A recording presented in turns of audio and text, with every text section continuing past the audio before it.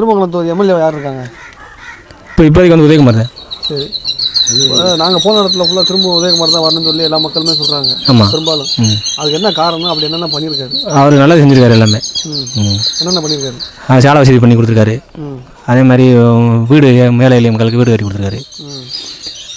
வேறு கல்யாண மண்டபத்துக்கு நம்ம போய் வந்து அப்ரூவ் வாங்கினோம்னாக்கா அதுக்கு வந்து அவர் வந்து கையெழுத்து போட்டு கொடுக்குறாரு. இந்த கல்யாண மண்டபம் இந்த பக்கம் தான் கட்டியிருக்கு.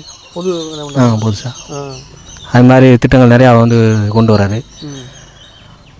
வேறு வேலை இப்போ வந்து வாங்கி தராரு ஆளுங்களுக்கு. இப்போ மக்களுக்கு ஏதாவது ஒரு பிரச்சனைனா முதலாக குரல் கொடுக்குறாரு. குரல் கொடுப்பாரு. நம்ம போய் அவருக்கு மனு கொடுத்தோம்னா அதுக்கு தக்க நடவடிக்கை எடுக்கிறாரு. இப்போ எம்எல்ஏன்ற முறையில் அவரோட செயல்பாடுலாம் எப்படி இருக்குது? அவரோட செயல்பாடு நல்லா இருக்குது. நல்லா இருக்குது. திரும்ப வாய்ப்பு கொடுப்பீங்க? திரும்ப வந்து அவருக்கு தான் வாய்ப்பு. இது எந்த ஊர்? இது வந்து குருப்பநாயக்கம்பட்டி. தமிழ்நாட்டில் எடப்பாடியார் முதலமைச்சராவது உறுதி. திருமங்கலம் தொகுதியில் ஆர்பி உதயகுமார் அவர்கள் வெற்றி பெறுவது உறுதி.